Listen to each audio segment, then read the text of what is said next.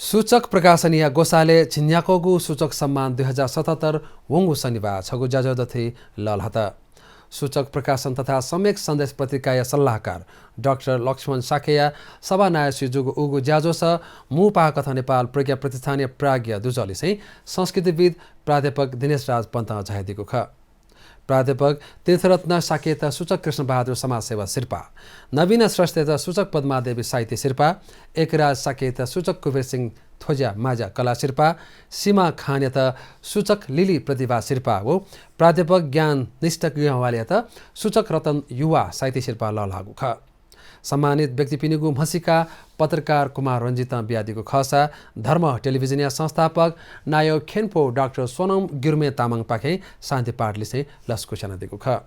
अथे पापिन्छ थदको ख तयादीको झोले साहित्यकार पिनिगु पाखेना थदको बिचा पोको ख